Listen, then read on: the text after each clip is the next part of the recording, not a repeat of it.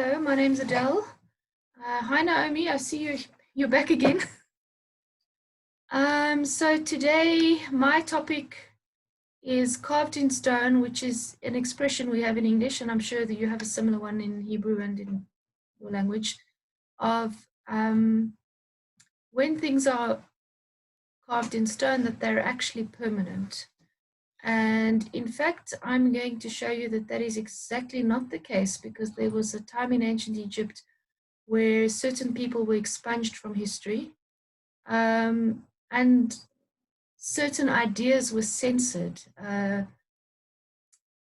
Some people had ideologies that were offensive, and not only were the people erased, but so were their ideas. So that is my topic today. So how some people have been literally cut out of history. Okay, can everybody hear me? Can you all see that? Yeah. Okay. Thank you. All right. Naomi, is that you? Yes. Hi. No, I recognize your voice. Okay. Anyway, so the first person, okay, I'm also doing the 18th dynasty, which is the Tut-Moses dynasty. And Tut, well, Moses means son of, and Tut is like the son of Tut, the same way Ramses is the son of Ra. And the first person that we know of that was excluded from history was a female pharaoh called Hatshepsut. But before I start, I have a question to ask you, which is, if you had to name one pharaoh that was like the most famous pharaoh, who would he be?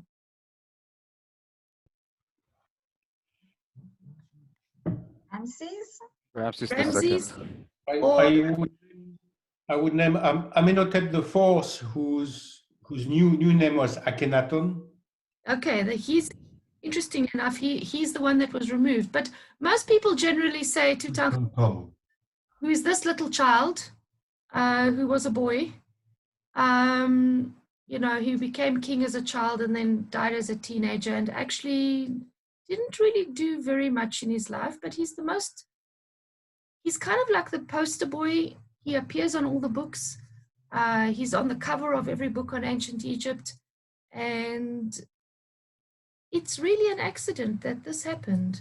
Ramses came after him, obviously, but the first thing I'm going to tell you is a short story that I read as a child. And when I read the story as a child, I was quite convinced, actually, that no such thing could ever happen. But as it turns out, I was wrong. So this is the book I found it in. If we can, it goes, no? It's supposed to change. Okay, so here we are. Okay, so the story, it's a short story in this book, and it's called The Princess and the Slave. And essentially the story is about the king of Morocco, who had a lot of nightmares because he had an older, like a 90-year-old slave who worked for him in the palace. And every night the king would have a nightmare that his slave would marry his daughter, who was like a teenage girl of 14 years old. And he became so disturbed by this that he decided to cast his slave Samuel out into the wilderness and gave him a riddle which he considered to be unsolvable. And he said to his slave, Samuel, you can only come back if you solve the riddle. But they knew that there was no answer, so that they knew he would never come back. And because he would never come back, there was no possibility that he could ever marry the princess. So the riddle was, let me see, I'll go here. So the riddle was, it is possible to contain a garden in the world, but how can the world be contained in a garden? Okay, so in the story, what happens is that Samuel leaves and he journeys and walks walks through the wilderness essentially, and he comes across, after many months, even years, he comes across a tree. He's totally exhausted, he's dehydrated, and he rests under the tree. And in a dream, the tree speaks to him, and the voice of the tree says to him, what is my purpose in life? I don't have any fruit. You know, you're exhausted and you're hungry, and if I would be useful if I could give you something to eat. And Samuel says, well, you know, I also have a question that I don't have an answer to, and I'm going to find Moses, and Moses is going to tell me the answer. So obviously you understand that this is a traditional Jewish folktale, you know, and it's kind of like structured in a way where Moses knows everything, which maybe he does, I don't know. Anyway, so he promises to ask Moses why this tree has no fruit. Then he continues on his journey a bit longer, and he comes across two pools that have very, very bitter water, and they stink and they reek, and he can't drink the water. And the two pools also ask him, what is our purpose? We're in the middle of the desert. Thirsty travelers come by all the time, and they're very disappointed, and actually we don't help anyone. So he decides, okay, he'll ask Moses.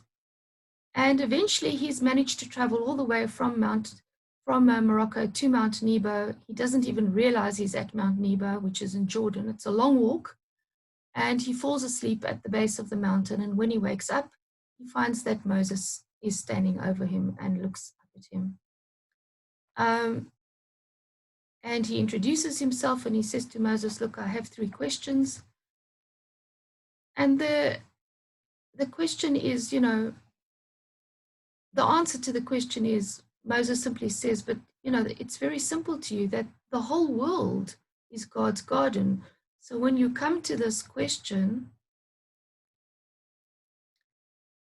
it is possible to contain a garden in the world, but how can the world be contained in a garden? It's that the world is God's garden.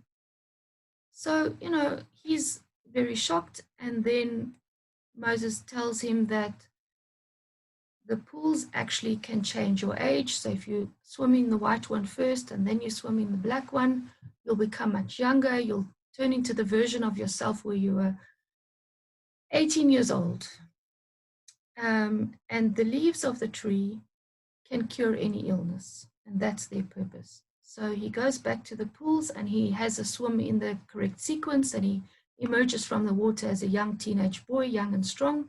And he like runs back to, because, you know, he's very fit now. He runs back to the tree. He tells the tree the answer. He picks some leaves, and he goes back to Morocco. And when he gets to Morocco, he notices that everybody is like very depressed. And he asks somebody what's wrong. And they say, well, the princess is extremely ill, and she's been ill for many months. And the king is so desperate to have her cured, he's offered that any person who cures her can marry her. So Samuel goes, and he makes her a cup of tea out of these special leaves that the tree gave him, and she drinks the tea and she recovers. And as a result, she gets to marry him. So in the end, he actually manages to marry the princess. And this is caused exactly by the fact that the king tried to prevent it and cast him out of the kingdom. So as a child, when I read the story, I thought, well, this is just nonsense. This can never happen. Like if somebody destroys you, they destroy you. However, I'm going to show you now that this is not the case. All right, so what we are dealing with today is this concept that certain people can actually just be removed from history. This is done in a lot of different ways. As you can see, this is Lenin being toppled. This is a picture taken in the Ukraine. But after certain events where generally things are considered to be unacceptable, certain people are scrubbed from history. You know, they remove their pictures, they break their statues, their name becomes like illegal to mention. And often history is actually entirely rewritten as if they never existed. So I am going to tell you about these pharaohs who were officially removed. So this is the 18th dynasty, which is the interesting dynasty because this is the dynasty during which Moses lived.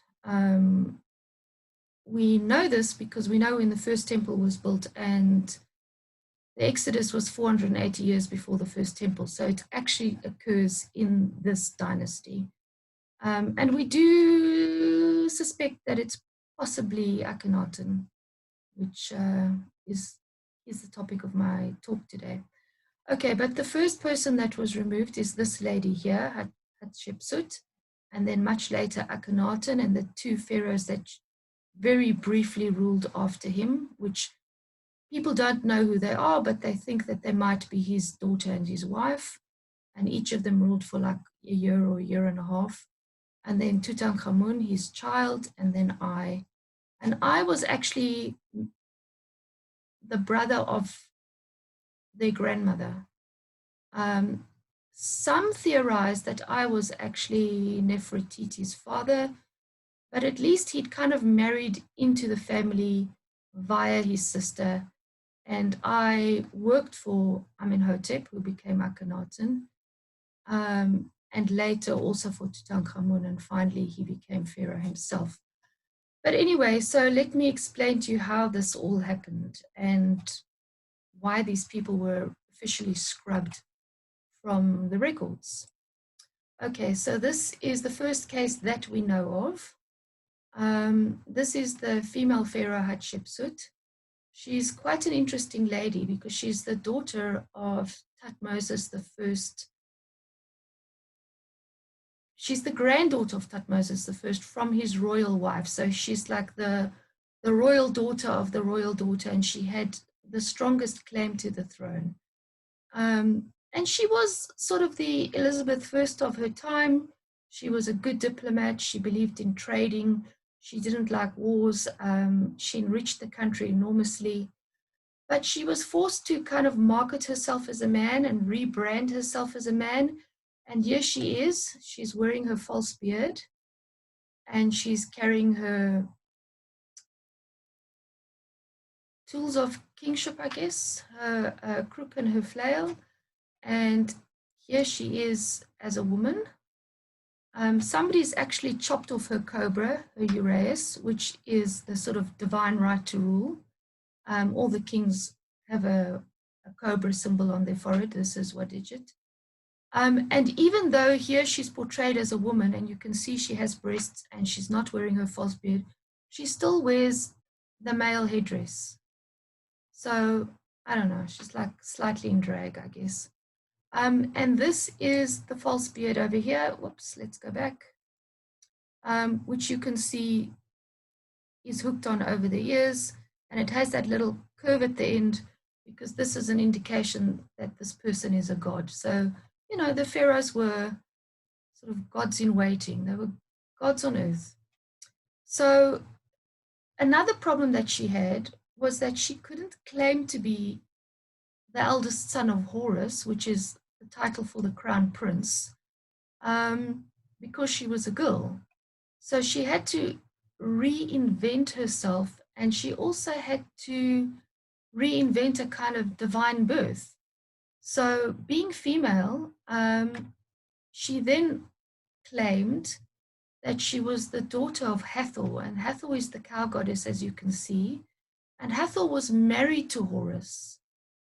So she was like the closest thing that she could get to Horus, the female version of Horus, was to be a daughter of Hathor.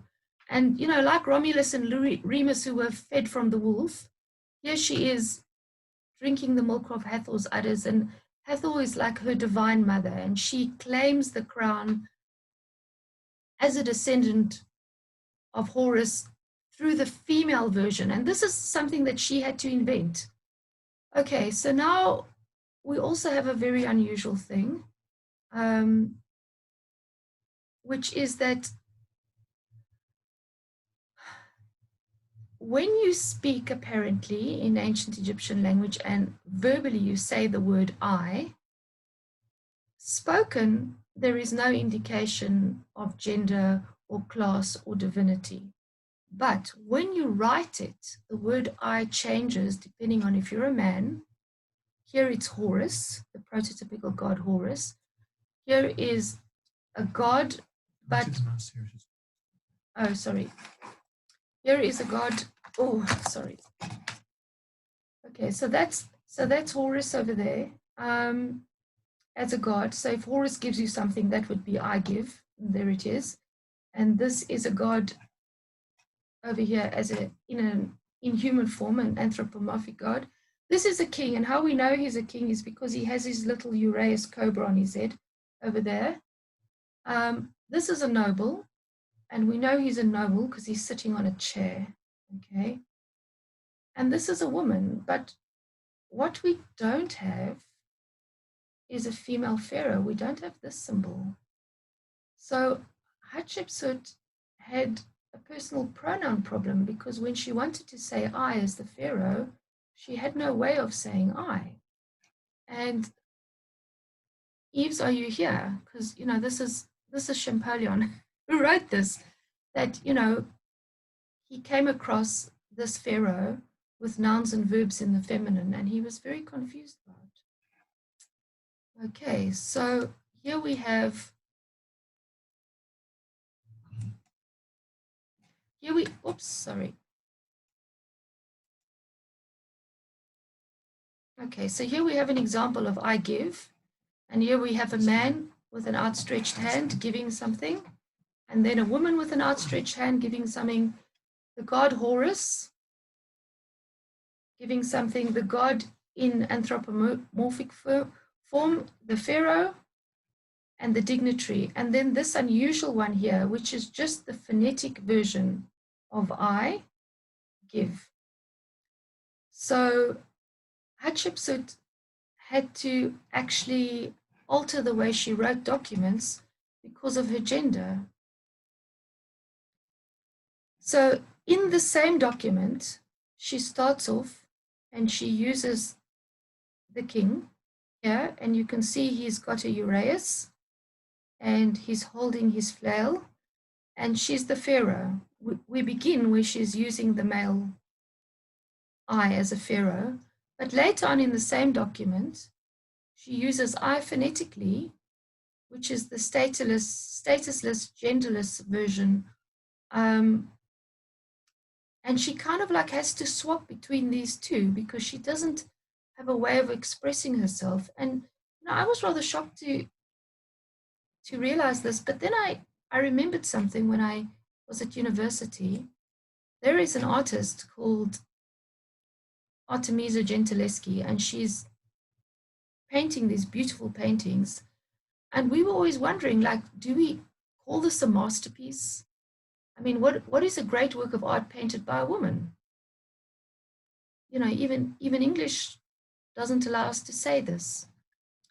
Anyway, here we have Hatshepsut literally chopped out of the walls of her temple. We don't actually know why they did this to her. It seems that she had very good relationships with her husbands, her in-laws, her stepchildren, and it was actually done about 30 years after her death. But what we think is that the son of her stepson actually wanted to take credit for her achievements, and also that, you know, his claim to the throne was rather tenuous. So he didn't want her surviving relatives who came directly from a royal bloodline to actually have a stronger claim. So he just erased her, and you can actually see they've chopped out her cartouche, and they've actually chopped her right out. And here is her temple that she built. It's called the Holy of Holies. It's in the Valley of the Kings, by the way, not the Valley of the Queens. And you can see it's enormous. These are the size of the people over here. Very, very, very tiny. And these are all of statues of herself, which were actually all smashed, defaced, pulled down, buried in a pit. This is the Karnak list of the kings, which was put up by Thutmose III, which was her stepson that she was co-regent to. And they had a very good relationship, and yet she does not appear on this list. And I think Yves was referring to this list when he talked about what was available to view in the Louvre, because this is the list that's actually in the Louvre. The little white bits they've put in here, but these are the bits that are missing. So as you can see, the cartouches are empty. We don't actually know who these pharaohs were. It's also very badly damaged. So some of them, as you can see here, we don't know who they were. But anyway, she was co-regent with the man who put up this list, and she's not on it, which is very, very peculiar. So she was just omitted from it. And I guess they would have been more successful, except that she'd built this enormous temple, which is carved out of the side of the mountain. But otherwise, perhaps they would have been more successful. Right, so the next person, oh, here she is. This is what she apparently looks like. You know, the forensic CGI people can do it for us now. So I think she kind of looks rather nice, don't you think? Anyway, so the next person we have is Amenhotep IV, which a lot of people theorize that maybe he's Moses, or at least he lived around the time of Moses, or at least he's the person that inspired the story of Moses. We don't know, but you know, he's got this very elongated face. And he was ancient Egypt's first monotheist. So this is, you know, also the claim of why people suspect he was Moses, or at least that Moses was based on his life. So he was known as the monotheist criminal. This guy was completely scrubbed from history, and until about 220 years ago, no one actually even knew that he existed, because what he did was he left Thebes or Luxor city and he moved to a new city that had never been used before. It was just an open piece of land. And he built a city called ANKH-ATEN at this place called Tel Armana. And after he died, this city was abandoned and everyone relocated back to Luxor. So we never knew about this guy until Napoleon found him. So as I've said here, he was deleted for 3,000 years, but recently undeleted. And what he believed is just worshipping the one God, which was the sun, and that all other gods were essentially ineffective. So his actual claim was that he felt that the temple priests were very corrupt. They were exploiting the population. And he thought also that the other gods were not effective, that we should just worship Ra, and we should worship him as the manifestation of the Aten disk. He didn't initially outlaw Amun, the state god, but he did eventually. And as I said, he took about 50,000 people, somewhere around there, and they left Luxor and they moved to this new place called Tel Armana. And some people actually think that this may have been reworked as the story of the Exodus. Okay, so he has, of course, this very beautiful wife. And you'll see this word a lot, Nefer, it means beauty. Nefertari also, the name is based on this word. And Akhenaten generally was considered very peculiar, because if you're going to worship the sun, why do you need a roof? You can just have a temple that's like an open air structure. And he didn't put any figurines in his temple, which was also weird, because you can just look at the sun. So he kind of did away with idols, and he did away with all gods except one. And he was very much in love with his wife. And he had 5 daughters, and he was, I don't know, he was the Ronald Reagan of his time, and he certainly was a very feministic guy. So now we have the kinds of art style that are particular to his period. So these kinds of art, this art style has become known as Armana Art, because his city was built in Tel Armana. And usually people have, and certainly kings have very formal styles and they have very set poses. And he decided, okay, he's going to have a picture of him holding his little daughter, kissing her. He's got a little pot belly, and as you can see, he's a man after my own stomach, I think.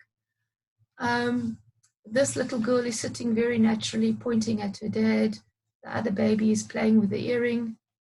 And this is the Aten. It's also got the Uraeus cobra, so divinity and royal divinity, the right to rule. And these rays of the sun, as you can see, are holding out the Ankh, which is the symbol of life, and literally holding out the breath of life to them. So usually pictures are depicted like this. Okay, this is from the tomb of Nefertiti. She's the wife of Ramses the Great. And here she's being held out the breath of life. But as you can see, these are very formal poses. They're in idealized bodies. They're all young. They're all beautiful. They're not fat. They don't have any wrinkles. This is what you're going to look like in the afterlife in your idealized state. As opposed to him, look at him, he's got a tummy and he's got these like round hips and he's doing something which is very, very unusual. He's like kissing his wife, and this is unacceptable. No one does this. And even the mother, look at her, she's got her armor down and she's actually got her hand like this under her daughter's face, holding her chin, which is very intimate and very beautiful and very delicate and completely not the normal style of art at all. So he also did something else. He portrayed his wife as the same size. Normally wives were portrayed like that big, but he decided, no, his wife has got to be the same size as him. And everybody hated this idea of one God. As you can see, after he died, the Aten symbol was declared to be illegal. And they have actually chopped out his face. They have chopped out his cartouche. They have tried to eliminate the Aten right here. And this is a sarcophagus. And they've actually chopped his face right off the sarcophagus. This is how much they hated him. They hated the idea of monotheism, and they were ashamed of him. So I kind of think he's the most famous god, but at the time, the most famous pharaoh, but at the time he wasn't. He was considered a heretic. Okay, and then after his death, very briefly, there were two pharaohs who reigned for a short time, Smenkhare and Neferuaten. We don't know who these people actually are, but we suspect one was his daughter and one was his wife. And considering Nefer means beautiful, beautiful Aten, this is probably his wife. And if you want to know what they look like, there we have the CGI version of them. Okay, so now we come on to his child, the famous child, TUT-ANKH-AMEN, or as he was born, TUT-ANKH-ATEN. So TUT-ANKH-AMEN was 8 years old when he became pharaoh, and he was advised to change the state religion back to the worship of the god Amun. And as a result, he had to change his name. And as you can see here, this is his wife's name, Akhenaten, and there she has the Aten disc in her name. And after she married him and became queen, and she became Akhenaten, the Aten disc is removed. So, like Hatshepsut, she actually also had to be rebranded and remarketed. Also, he had to change his capital city. He had to move back to Luxor, and his father's city was entirely abandoned and just forgotten about it. If you feel like a reading lesson here, we can do it quickly, although we're running out of time. Here is his name, and remember, you've got to face the bird, okay? So, sorry, okay. Oh my God, you have to face the bird, so you've got to look there. So that's TUT, which is here, TUT, TUT. This is the Ankh, and this is AMUN, which is written over there, but if you want to actually write it out for yourself, there's AMN, and the ruler of both Upper and Lower Egypt. So this is his cartouche. And obviously this was after his name changed, because otherwise he would have had this Art and Sun disc in his name. So he died without any children, and the leader of the army was Horemheb at the time. And Tutankhamun had made Horemheb the hereditary crown prince. So in other words, after his death, Horemheb was supposed to become the next pharaoh. But Horemheb, unfortunately, was away fighting a war because he was the head of the army. And the Grand Vizier Ay, after Tutankhamun died, he had 70 days, he seized power. And he did it in a very peculiar way. He had Tutankhamun's wife marry him, Amun. The thing is, this is very weird, because actually she could have just become pharaoh in her own right, and we don't know what kind of hold that he had over her, or what legal right he had to ascend to the throne, because she was the one with the royal blood, but she was forced to marry him so that he could crown himself pharaoh. And she was so terrified of marrying him that she did this very desperate thing, which she wrote to the king of the Hittites, and she asked the Hittite king to send her a son. These letters, called the Armana letters, are now in the British Museum. They were actually just abandoned in the desert in Tel Amarna, and they were found recently, like about 200 years ago. And until then, like, no one knew they existed, but the language of the time was this Akkadian cuneiform, and both sets of the correspondence survive. But does it mean that they never reached their destination? Yes, that's true. So this is the Hittite king, and if he's the king of hard to pronounce names, Supuliliuma. So what actually happens is that she writes to the king. Initially, he doesn't believe her. He sends like a chamberlain to investigate. He does eventually send a son to marry her, and the son is killed en route.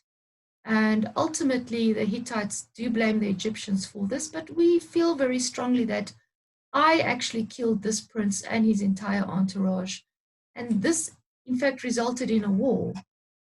So this is what she writes. My husband is dead and I do not have a son. It is said that you have many sons. If you send one, he could be my husband. Never shall I pick out a servant of man to make him my husband. I am afraid. Okay. And the Hittite king was like very amazed, because her grandfather, Amenhotep III, actually said, from time immemorial, no daughter of the king of Egypt is ever given to anyone. But anyway, he sends his prince, the son, Zannanza, and Zannanza is killed. So after Ay marries Akhenaten, she disappears too. And we think that actually he just had her killed. He did something else even more interesting, which was he stole Tutankhamun's burial site. And as you can see, this is the tomb of Tutankhamun. Very, very, very tiny. It's like unbelievably small. And in fact, what they're doing here is they're x-raying the walls to see if there are any hidden rooms. But in fact, there weren't. This is Ay over here. He's performing the opening of the mouth ceremony on Tutankhamun. And this is his way, it's his piece of propaganda to say, he's giving me the throne. He's already wearing a uraeus. As you know by now, he actually managed to kill every single surviving member of the royal family. Tutankhamun died without having any living children. He married Akhenaten and he had her killed, and he stole his tomb. So what actually happened was that Tutankhamun's tomb was crammed because it was tiny, tiny, tiny with all of these objects. What I want to say is that that's actually quite noteworthy here, which I thought was very, I don't know, poignant, I suppose, is that he was buried with his 3 most precious possessions. And when I say buried, like wrapped against his body inside the sarcophagus. His favorite knife, which was a gift from the neighboring nations, which was made out of a meteorite. So, you know, there's always this view that he's an alien, but it's not. His knife was made from a meteorite. And he had 2 little daughters who predeceased him. And they were in his sarcophagus too. And here is just some pictures of all of his beautiful jewelry. So next time your son has a bar mitzvah, you know what to buy. Because, you know, he was a teenager after all. And he has golden sandals and he has little caps on his toes. And there we go. Some very nice jewelry. And as you can see, he's got 3 sarcophagi. They fit into each other like Russian nesting dolls. And these are the guardians of Isis and Nephthys, who are guarding his internal organs. They're the canopic jars. You can actually just, see them at the back there, and they contain his liver and these types of his intestines and so forth. Okay, so that's what he looked like as a real person. Because today we're not doing mythology, we're doing real people. And guess what? When Horemheb came back from battle, you know, he was the crown prince, but actually Ay had seized the throne. As you can see, this is Ay's tomb, which is much, much bigger. So clearly he had swapped tombs. He had put the king in his tomb and he'd stolen Tutankhamun's. And here's what General Horemheb did. He actually left all the gods intact, but you can see Ay specifically has been cut right out and his cartouches have been cut right out. So he too was subject to this kind of scrubbing. And what did Horemheb leave? Horemheb had no children, but as the pharaoh, he had the right to decide who would be the next crown prince, and he worked in the army with another commoner soldier called Paramisu, who became Ramses I. This is the Abu Simbel temple to Ramses the Great, and as you can see, that's the size of the people. So when we talk about monumental, we really mean monumental. So this was a very good choice because Ramses I already had a grown-up son called Seti I, who already had a young son who was going to become Ramses II. So he essentially had 3 generations of pharaohs there. He had like built-in backups. So he chose his friend, a fellow soldier that he knew, to be the next pharaoh. And it turned out to be a very excellent choice because it was very stable. And there weren't any of these kinds of murders for ages. And, you know, when I say that nobody knew these people existed is that Seti I created a king's list like we saw in the Temple of Karnak. And on this king's list, he has not put Hatshepsut. He has not put anyone related to Artenism, Akhenaten, Neferuatens, Smenkhare, Tutankhamun, or Ay. They've all been left off. So people actually didn't know that these people even existed because 3,000 years later, this is the only list that we have. So also, it was useful for tomb robbers because, you know, this is the list of the kings. Let's go find their tombs and rob them. But Tutankhamun is not on this list. And here is another thing. If you go to the Valley of the Kings, this tiny, tiny, tiny, tiny little tomb here is Tutankhamun's tomb. This is the tomb of Ramses II. This is the tomb of his children. He had more than 150 children, I believe, something enormous. It's like an underground city, and all they did is that they just dug for about 100 years, and all of the rubble from these two tombs, they just dumped over Tutankhamun's tomb. So he was erased from history. He was totally covered in rubble, and in a way, you know, my point is that this Moroccan story that I read as a child was true because they did everything possible to eliminate him. They even covered him in garbage. And as a result, no one knew he existed, nobody robbed him, and he was found much later with an almost intact tomb with all the treasures, and this is why we remember him. Okay, so that's it. I'm done. No time for questions. And Uri says no time for questions. I'm very sorry, but I can email you this, a more detailed version if you want, because I had to cut it for the speech. Okay. All right, guys, thank you very much. Thank you. Thank you very much.